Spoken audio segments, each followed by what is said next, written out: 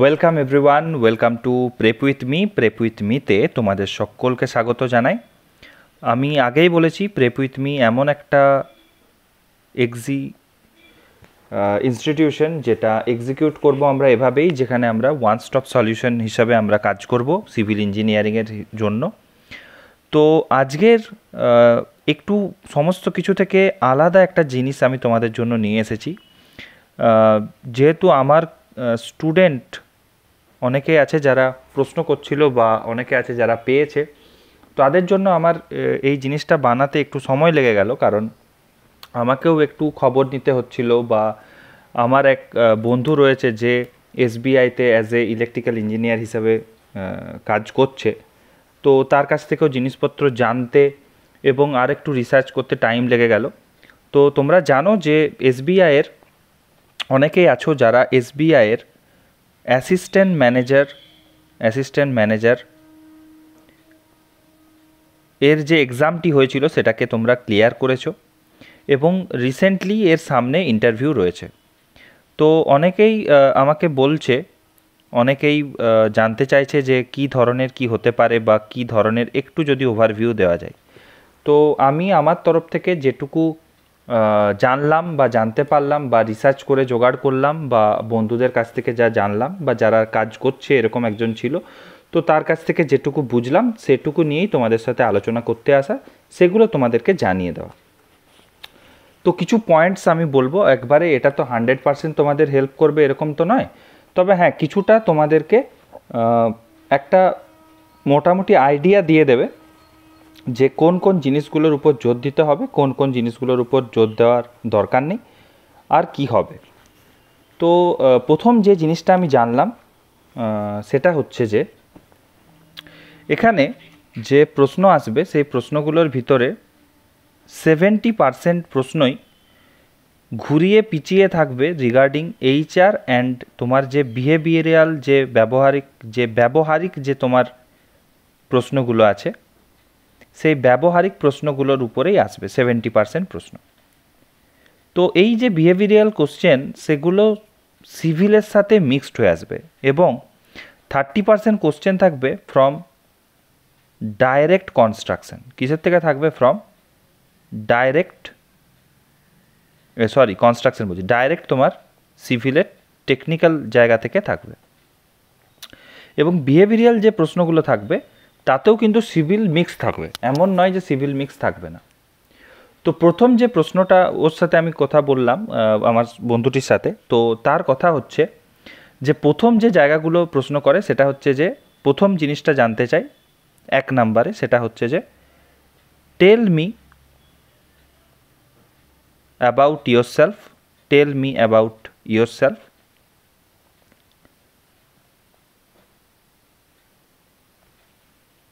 And tell how you fit for this role. তোমার সম্পর্কে কিছু বলো এবং তুমি বুঝিয়ে দাও যে কিভাবে তুমি এই যে চাকরিটির জন্য এসেছো সেই চাকরিটিতে তুমি ফিট বা তুমিই হচ্ছ এই চাকরিটা ডিজার্ভ করো।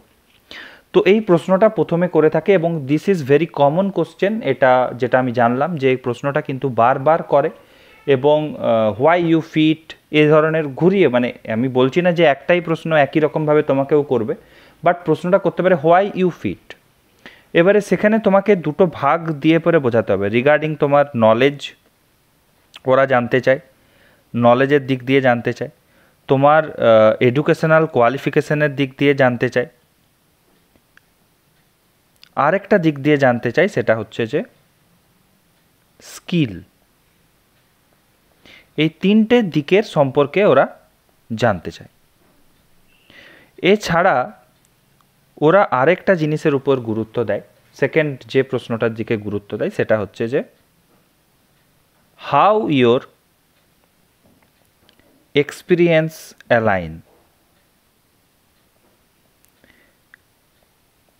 তো এগুলো কিন্তু প্রশ্নে আসে, এবং তোমাকে বলতে পারে যে prove it by giving some example. এবারে এক্সাম্পল দিয়ে সেটা তোমাকে প্রুভ করার কথাও বলতে পারে। আরও একটা প্রশ্ন যেটা হচ্ছে অনেকে করে যে আমি ইংরেজিতে কথা বলবো না হিন্দিতে কথা বলবো। ওরা যদি তোমাকে অপশন দেয় তবেই তুমি হিন্দিতে কথা বলবে, আদারওয়াইজ হিন্দিতে কথা বলার উচিত নয়, আই থিঙ্ক উচিত নয়। তো যদি ওখানে ওরা তোমাকে অপশন দেয় যে are you comfortable in English, তখন তুমি যদি মনে হয় যে তুমি ইংলিশে কমফোর্টেবল নয়, তখন বলবে যে না sir I am not comfortable in English, can I give the total conversation in Hindi. হিন্দিতে প্রশ্নে চলে যাবে এবং হিন্দিতে কথা বলবে, এবং হিন্দিতে যখন কথা বলবে সেক্ষেত্রে কিন্তু তখন আর ইংলিশে যাওয়ার চেষ্টা করবে না। বাট যদি তুমি ইংলিশে কমফোর্টেবল থাকো দেন তুমি বলবে যে I am comfortable in English, okay carry on, সেই জায়গাগুলোতে তুমি বলতে শুরু করবে। আরও একটা জায়গা যেটা থেকে প্রশ্ন করে সেটা হচ্ছে what are your strength and weakness. এই প্রশ্নটা প্রচণ্ড করে। আরেকটা প্রশ্ন করে যেটা হচ্ছে what are your life achievements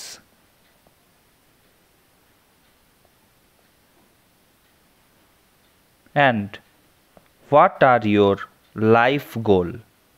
এই প্রশ্নগুলো করার কারণ হচ্ছে তোমাকে বিহেভিয়ারাল চেক করার দেখে যে তুমি কী রকম মানুষ, তুমি কী রকম চিন্তাভাবনা করো, এই সমস্ত জিনিসপত্রগুলো নিয়ে একটা আলোচনা করে।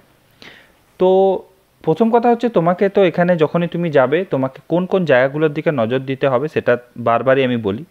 তো তোমাকে প্রজেক্ট ম্যানেজমেন্টে ফেলতে পারে,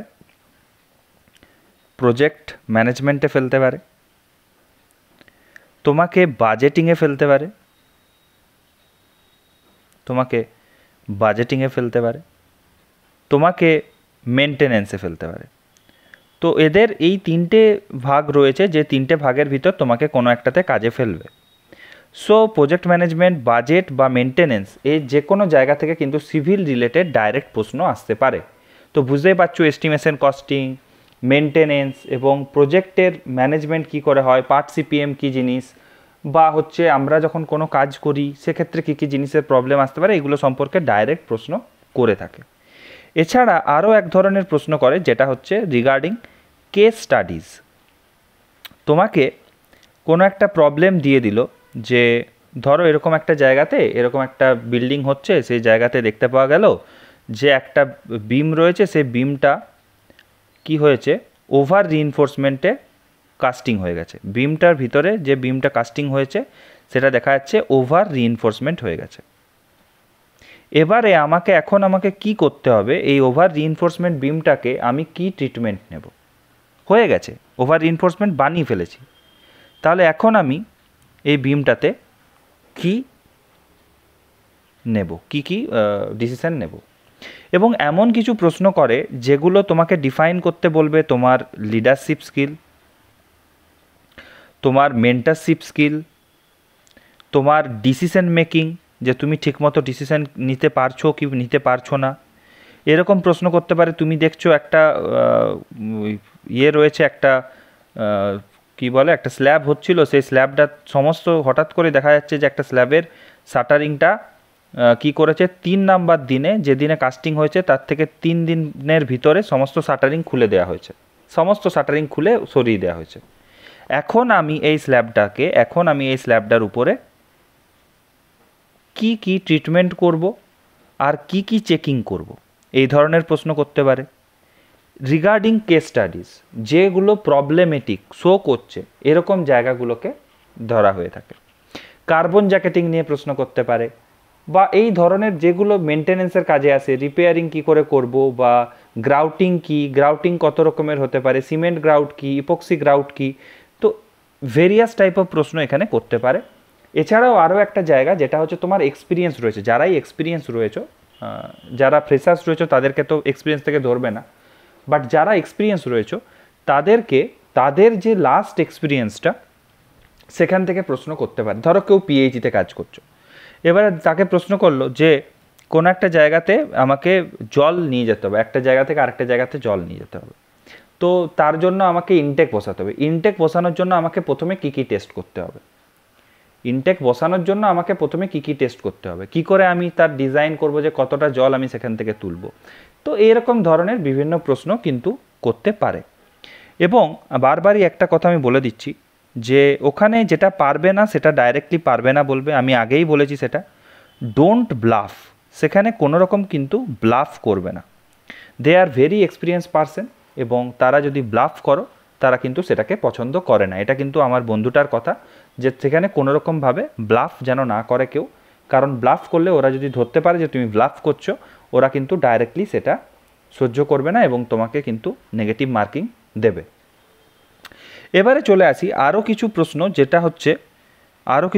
যেটা কি রিগার্ডিং, যে আমাদের কনস্ট্রাকশন বা সিভিল রিগার্ডিং যে প্রশ্নগুলো করে বা আর কি প্রশ্ন করতে পারে। প্রথম যেটা প্রশ্ন করে সেটা হচ্ছে এসবিআই সম্পর্কে। Do you know what is SBI? Do you know what is SBI? SBI কত সালে তৈরি হয়েছে? এসবিআই এর আগের নাম কি ছিল? এসবিআই এখন কি রয়েছে? আরবিআই এর সাথে এসবিআই এর সম্পর্ক কি? আরবিআই এর সাথে এসবিআই এর সম্পর্ক কি? এসবিআই এর বর্তমান সিইও কে রয়েছেন বা চিফ কে রয়েছেন? এই ধরনের প্রশ্ন কিন্তু করে থাকে। এছাড়া আরও এক ধরনের প্রশ্ন করে, সেটা হচ্ছে রিগার্ডিং প্রশ্ন করতে পারে যে ইন্ডিয়াতে কি কি নিউ কনস্ট্রাকশন টেকনিক ফলো করা হচ্ছে, কি কি নিউ কনস্ট্রাকশন টেকনিক ফলো করা হচ্ছে। এছাড়া এরকম প্রশ্ন করতে পারে, ইন্ডিয়াতে কিছু প্রেস্টিজিয়াস প্রজেক্টের নাম বলো, কিছু প্রেস্টিজিয়াস প্রজেক্টের নাম বলো। হোয়াট ইজ ভারতমালা প্রশ্ন করতে পারে। ইন্ডিয়ার কিছু বিগেস্ট কনস্ট্রাকশন গ্রুপের নাম বলো, বিগেস্ট কনস্ট্রাকশন গ্রুপের নাম বলো। এবং এই যে আমাদের যে সংসদ ভবন তৈরি হলো দিল্লিতে বা সংবিধান ভবন তৈরি হয়েছে, এই সমস্তগুলো কারা বানিয়েছে, এই সম্পর্কিত প্রশ্ন করতে পারে। তো যেগুলো তোমাকে করবে সেটা বেসিক জায়গা থেকেই করবে, এবং এমন নয় যে এমন আনকমন প্রশ্ন করবে যে জায়গাগুলো তুমি জানো না, এরকম নয়। তোমার স্কিল, উইকনেস, তোমার নলেজ, তোমার এডুকেশন কোয়ালিফিকেশান, ইচ অ্যান্ড এভরিথিংকে ওরা দেখার চেষ্টা করবে, এবং তোমাকে দেখতে চাইবে তোমার নার্ভ কতটা শক্ত রয়েছে ওই টাইমে, তুমি ভিড়কে যাচ্ছ কি না, এই সমস্ত জিনিসপত্রগুলো ওরা দেখবে। এছাড়াও এসবিআই সম্পর্কে তোমাকে জানতে হবে, এসবিআই আরবিআইয়ের মধ্যে কী রিলেশন রয়েছে সেটা সম্পর্কে জানতে হবে, এসবিআই কবে গঠিত হয়েছে, এর আগে নাম কী ছিল, এগুলো সম্পর্কে জানতে হবে। আচ্ছা, এসবিআইতে তোমার রোল অ্যান্ড রেসপন্সিবিলিটি থাকবে সেটা সম্পর্কে তো অবশ্যই জানতে হবে, সেটা ভালো করে একবার দেখে নিও। আর ইন্ডিয়াতে কী কী নিউ টেকনোলজি চলছে, কী কী নতুন প্রজেক্ট এসছে, কী কী প্রেস্টিজিয়াস প্রজেক্ট চলছে, what is Bharatmala, biggest construction গ্রুপগুলোর নাম বলো। আচ্ছা, তুমি যেখানে কাজ করছো, আচ্ছা হ্যাঁ এই কথাটাও right. Why you want to join SBI? These are very common questions. You should have to prepare for all those things. এগুলোকে ঘর থেকে ভালোভাবে প্রিপেয়ার করে যাবে, দেখে যাবে। বারবার বলছি, ওখানে আমার যে বন্ধুটি রয়েছে তার কথা অনুযায়ী 30% মাত্র কোশ্চেন থাকে টেকনিক্যাল, 30% মাত্র প্রশ্ন থাকে টেকনিক্যাল, যেগুলো ডাইরেক্ট সিভিল থেকে প্রশ্ন করে। যেমন ধরো তোমাকে এবার ইলেকট্রিক্যাল থেকে করে, যেমন ধরো প্রশ্ন করলো যে আচ্ছা বলো what is liquid limit of soil, what is shrinkage limit of soil, বা এরকম প্রশ্ন করতে পারে যে আচ্ছা ওয়াটার ট্রিটমেন্ট প্ল্যান্ট যে আছে, ওয়াটার ট্রিটমেন্ট প্ল্যান্টের ভেরিয়াস ট্রিটমেন্ট ইউনিটগুলোর নাম বলো, সিকোয়েন্সুয়ালি বলো। আচ্ছা এইটা কেন করা হয়, আচ্ছা স্কিমিং ট্যাঙ্ক কেন ইউজ করি। এই ধরনের কাজগুলো বা ডাইরেক্ট সিভিল টেকনোলজিগুলো, ডাইরেক্ট সিভিল টেকনিক্যাল যে প্রশ্নগুলো সেগুলো কিন্তু খুবই কম থাকে। বেশিরভাগ প্রশ্ন থাকে রিগার্ডিং এইচআর এবং বিহেভিয়ারাল এবং কেস স্টাডিজের উপর কিন্তু প্রশ্ন থাকে। বিভিন্ন রকম প্রবলেম দিয়ে তোমাকে বলে যে প্রবলেমটা তুমি সলভ করো। তার ভিতরে এরকম প্রশ্ন করতে পারে যে তুমি একটা জায়গাতে এমন পড়েছো যেখানে দেখতে পাচ্ছ যে এমন কংক্রিট এসছে যে কংক্রিটটা ব্লিড করছে, এবং সেটাকেই তোমাকে ইউজ করতে হবে, তাহলে একটা ব্লিড কংক্রিটকে তুমি কিভাবে ঠিক করে পরে কংক্রিটটাকে ইউজ করবে, বা এমন একটা কংক্রিট তুমি পেয়েছো যার স্লাম পুরো ড্রপ করে গেছে, সেই কংক্রিটটাকে তুমি কিভাবে ঠিক করবে। তো বেসিক বেসিক যে জায়গাগুলো, যেগুলো কেস স্টাডিজ, সেই জায়গাগুলোর উপর গুরুত্ব। এবং আমি ওইরকম কেস স্টাডিজ প্রচুর রয়েছে। কোনো কেস স্টাডিজ এরকম হতে পারে যে একটা বিম রয়েছে, প্রচণ্ড পরিমাণে তার ডিফ্লেকশন শো করছে একটা ভাঙা বাড়িতে, তোমাকে সেখানে মেনটেনেন্সের জন্য পাঠানো হয়েছে, তুমি সেখানে যেয়ে প্রথমে কি করবে। একটা ক্যান্টিলিভার রয়েছে, সেটা প্রায় ভেঙে পড়ার মতো অবস্থায়, তুমি সেখানে কোন দিকে প্রথম সাপোর্ট দেবে, বা কিভাবে সেটাকে রিপেয়ার করবে। একটা হানিকম্বের রিপেয়ার কি করে হয়, what is difference between honeycomb and the bee হোলসের জন্য আমরা কী কী রিপেয়ারিং মেথড নিই, হানিকম্বের জন্য আমরা কী কী মেথড নিই। এস্টিমেশন কস্টিংয়ের উপর যেতে পারে, ফিনান্সিয়াল দিকে যেতে পারে, তোমাকে রড সম্পর্কে প্রশ্ন করতে পারে, কত রকমের রড হয়, কোন রডটা আমরা ইউজ করব, টিএমটি কি, আচ্ছা বলতে পারে যে HYSD বার কি।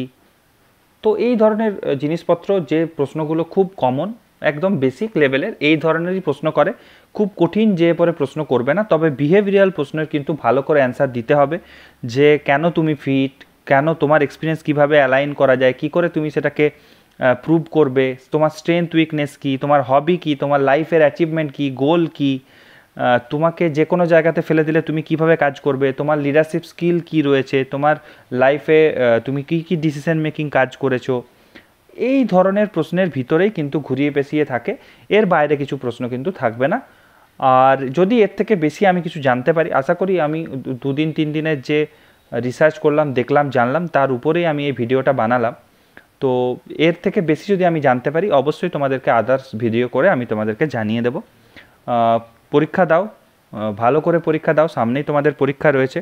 এই কোশ্চেনগুলোকে একটা জায়গাতে ছোট করে রেডি করো, ওখানে যেয়ে পরে কিন্তু নিজের মনে তুমি তৈরি করতে পারবে বলে আমার মনে হয় না। তাই এই কোশ্চেনগুলোকে কি বলবো কি বলবো না, সেটা কিন্তু তোমাকে এখানেই রেডি করে নিতে হবে, এবং রেডি করে ওখানে যেয়ে ডেলিভার করতে হবে। আবার বলছি, ইংরেজিতে যদি ওরা ইংরেজিতে প্রশ্ন করে, ইংরেজিতে তুমি যদি কমফোর্টেবল হয়, অবশ্যই তুমি ইংরেজিতে কথা বলো। আর যদি তুমি ইংরেজিতে কমফোর্টেবল না হও, হিন্দিতে কমফোর্টেবল হও, কারণ ওরা তো বাংলা ওখানে বুঝবে বলে মনে হয় না। তো হিন্দিতে যদি কমফোর্টেবল হও, ওরা যদি তোমাকে সেই সুযোগ দেয়, অনেক জায়গাতেই সুযোগ দেয়, বলছে তো সুযোগ দেয় যে ওরা প্রথমেই প্রশ্ন করে যে are you comfortable in English or Hindi. ওরা প্রথমে একটা অপশান দেয়, যদি তুমি হিন্দিতে কমফোর্টেবল হও তাহলে হিন্দিতে বলবে, যদি তুমি ইংলিশে কমফোর্টেবল হও তাহলে ইংলিশে বলবে। কারণ হিন্দিতে বলতে গেলে, হিন্দিতে বলতে যে হঠাৎ করে ছেড়ে দিয়ে তুমি আবার ইংলিশে ঢুকে গেলে, ইংলিশ বলতে শুরু করলে, ওরা কিন্তু আবার তোমাকে ঘুরে ইংলিশে প্রশ্ন করবে, তখন কিন্তু তুমি আবার হিন্দিতে অ্যান্সার দেবে। এটা কিন্তু একটা কমিউনিকেশন গ্যাপ। বারবার বলছি, কমিউনিকেশন কিন্তু খুব ইন্টারভিউর ক্ষেত্রে খুব কাজের একটা ব্যাপার। এবং কমিউনিকেশন, তুমি ভালো অ্যান্সার দাও, খারাপ অ্যান্সার দাও, কমিউনিকেশন কীভাবে করছো সেটার উপরেও কিন্তু কথাবার্তাটা ডিপেন্ড করে, এবং কিছু স্পেশালিটি ব্যাপার সেখানে রয়েই যায়। তো ইংলিশ বলতে বলতে হঠাৎ করে তুমি হিন্দিতে চলে গেলে, দিয়ে আবার ওরা হিন্দি থেকে তুমি যখন অ্যান্সার করলে, তুমি হঠাৎ করে ইংলিশে অ্যান্সার করলে পুরোটা, তারপর আবার ওরা ইংলিশে কোশ্চেন করলো, তুমি আবার হিন্দিতে অ্যান্সার করলে। সো এরকম কিন্তু হ্যাপাজেট ব্যাপার ঘটাবে না, যেটাতেই অ্যান্সার করবে সেটাতেই অ্যান্সার করার চেষ্টা করবে। হ্যাঁ, এবারে হিন্দির মাঝে কিছু ইংলিশ টার্ম ইউজ করলে বা কিছু বললে সেগুলো ঠিক আছে, বাট মিক্স করে পরে কথা বলতে যেও না। এটা কিন্তু একটা উল্টো এফেক্ট করে, কারণ ওরা তখন হিন্দি বলবে না ইংলিশ বলবে সেটাতে একটু আনকমফোর্টেবল ফিল করে, বাট সেটার অ্যাপ্রোচটা কিছুটা আনপ্রফেশনাল হয়ে যায়, হয়ে যায়। আমি বলছি না যে এটা মানেই তুমি হিন্দিতে কথা বলে তুমি চাকরি পাবে না, ইটস নট। আজকালকার দিনে এসব কোনো কিছু কাজ করে না ভাই। হিন্দিতে কথা বললেও তুমি চাকরি পাবে, আর ইংলিশে কথা বললেও তুমি চাকরি পাবে, বাট প্রফেশনালিজমটাকে মেনটেন করাটা খুব দরকার, কারণ বুঝতেই পারছো competition is too high. So professionalism তোমাকে ওখানে কিন্তু শো করতে হবে। চলো আজকে এতটাই, চলো অল দ্য বেস্ট। আর যদি আমি কিছু ফার্দার আরও কিছু জিনিসপত্র পাই, আরও কিছু জিনিস জানতে পারি, তাহলে অবশ্যই তোমাদের সাথে শেয়ার করব। ধন্যবাদ। ভিডিওটা ভালো লাগলে একটা লাইক করে দিও, আর চ্যানেলটার পাশে থেকো, চ্যানেলটা সাবস্ক্রাইব করে নিও। Thank you.